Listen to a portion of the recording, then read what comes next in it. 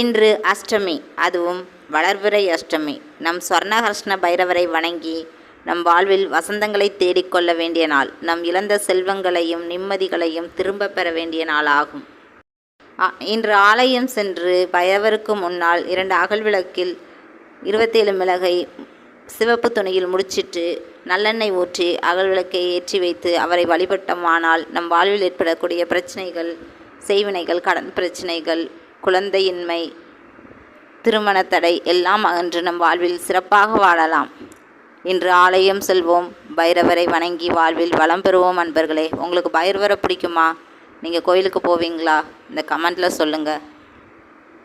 நீங்களும் போய் வழிபட்டு வாழ்வில் வசந்தத்தை பறிக்கோங்க. இந்த வீடியோ உங்களுக்கு பிடிச்சிருந்ததுன்னா லைக் பண்ணுங்கள், ஷேர் பண்ணுங்கள், சப்ஸ்கிரைப் பண்ணுங்கள். பை பாய் ஃப்ரம் சக்தி சிவா. ஓம் பைரவாய போற்றி.